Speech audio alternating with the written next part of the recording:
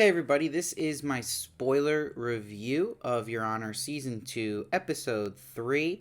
This was directed by Darren Grant and written by Onika Barrett. So I'm going to break this review down to two parts. We'll start with everything going on with Michael and the Baxters, and then we'll finish off with everything going on with Desire.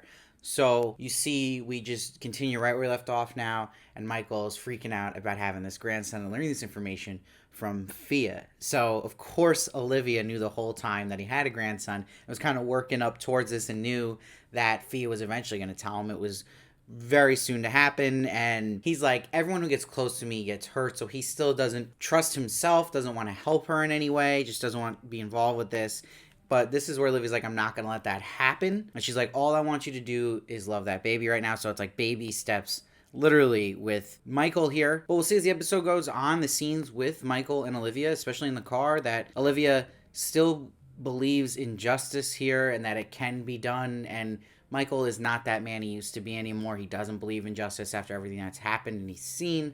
And she's trying to get that old Michael back. And that's why she recruits Nancy here to help her motivate Michael. And I think there's definitely some foreshadowing going on with Nancy, especially with her shooting this gun at this target and right in the head, and she makes the point, Olivia, how she shot the target right in the head. I think that Nancy is going to deserve a win by the end of this, and it's the final season. I think she's going to end up having a big kill shot that will be in the head. I think that's what this foreshadowing for sure. Now, they did a good job at really bringing in the Baxter storyline to Michael's story in this episode, and also really making us dislike a lot of characters. Obviously, Jim we already disliked, but especially Carlo this episode. We see that Jimmy shows Carlo where he's planning to build all of these buildings, and this is setting up the story here where they were guaranteed by Charlie's predecessor have this land given to them signed. But Charlie knows that the Baxters got this dirty, of course, because there was another bidder and that person disappeared before the bid could happen. So Charlie doesn't want to give them this land. He doesn't want that on his name and giving them more land and power in general. But you see that Gina in this relationship is the aggressive one. She makes moves. She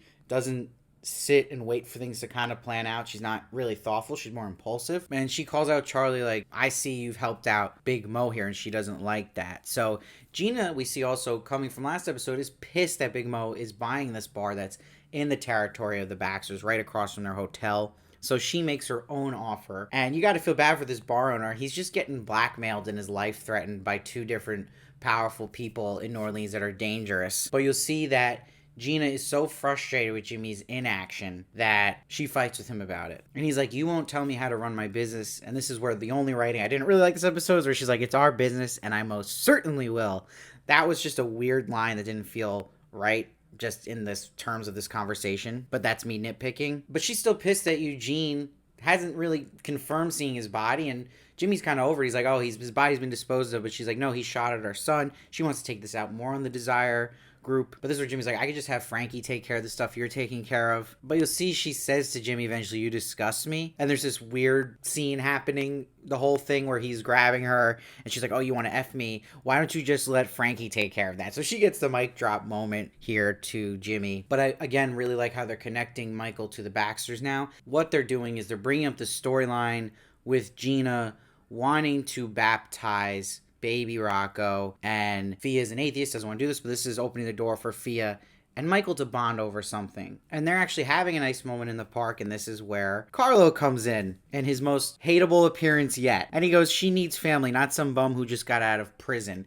And I love that he calls out the irony of that to Carlo. And you see, he's like, I served my full sentence. And this is where Michael's like, not for killing Kofi Jones. And it's so important, this line. He says to Carlo, you remind me of Harry Hook. This is all Michael planting a seed into Carlo's head of a possibility of him getting caught and getting his justice and putting fear into him. And also letting him know that it was a fixed trial, which he did not know it was fixed, that the judge was bought off in Michael. And that's why Carlo would say, did I get lucky later in the episode, and asked him about Harry the Hook. And again, just someone in real life who had a similar thing happened where he had a dirty judge and that he was retried because of it. And now this scares Carlo. Like, wait, why is he saying this to me? Did you buy off Michael?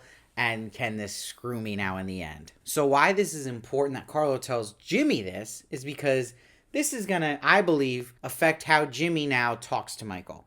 He already doesn't like Michael being around Fia. He's seen that. But now him planting this seed and spooking Carlo is going to piss Jimmy off. So it sets up this great scene with Michael and Jimmy at the bar. And I love that Michael gets to ask Jimmy about this decision he made in season 1 not to come clean with Adam about what happened to Jimmy Baxter and protecting his son, and wants to know what he would have done if he had done that. And that all his decisions through season 1 come from that. But Jimmy decides here to torture Michael a bit because he's like, perhaps you wanted to walk out of that police station and have it all go away. It was your excuse. But that's where Michael's like, you would have killed my son. And you know Michael was right in that instinct. And it literally gets confirmed in a minute, which you're going to get to. But see, Jimmy plays it as a rational answer of a rational man to get Michael scared and spook Michael now. He's saying that he would understand it's an accident. And he blames it on Michael, saying it's your fear that got Adam killed. But Michael's instinct was correct. Because then Michael literally tell Frankie that he would have killed Adam with his own hands if he had come clean. And we'll see how it wraps up. I really like with Fia and Michael here because there's some really good writing again. This had happened with Charlie and Michael last episode, really good writing.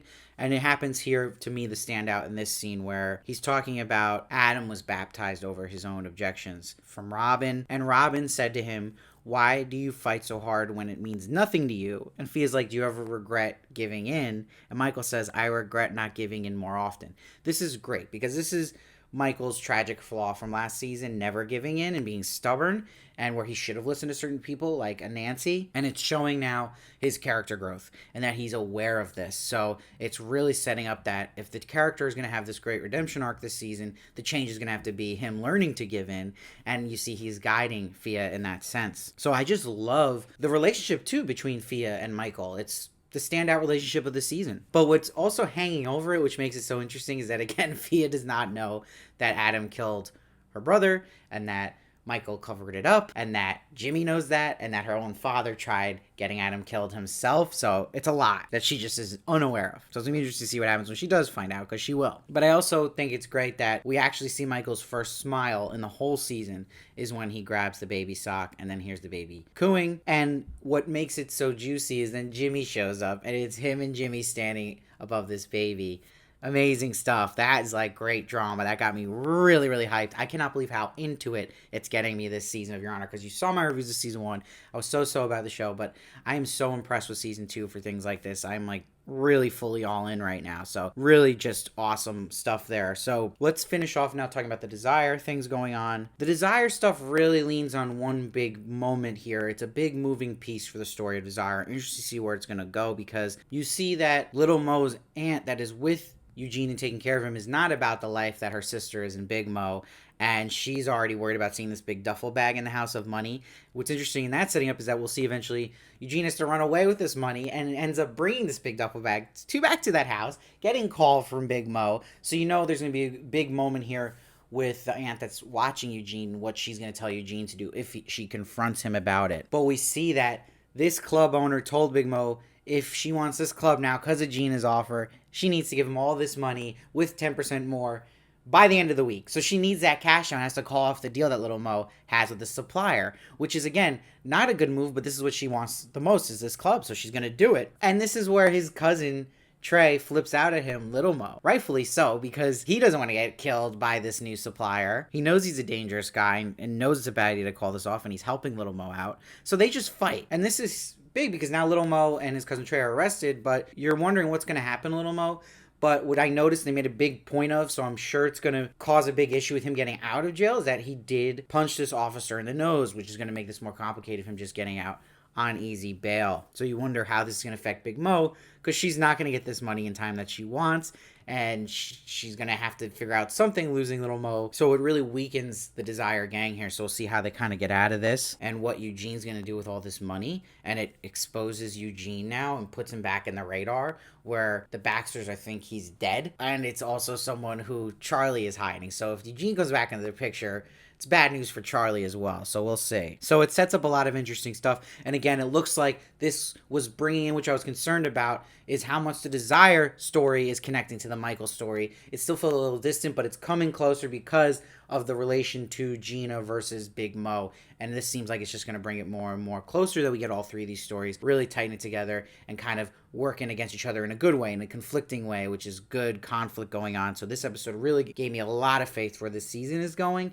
I feel like it's making it really fascinating, doing a good job with the redemption story of Michael and I mean, this is obvious and easy to praise, but Bryan Cranston, man, he's something else. Like, the dude just is one of those actors. He's like Mahershala Ali, the best actors to me, where you see they're thinking as their character. You see it even in little moments when he was talking to Fia as the butcher and just thinking about things and processing his grandson. He's really, really good at that. He's an incredible actor, so I'm not saying anything groundbreaking here, but he just brings it again here. So really, really exciting stuff. So I'm giving this episode an 8.9. Shout out to the director and writer of this episode. Thought this was just as good as a premiere and gets me very excited for where this is going to go.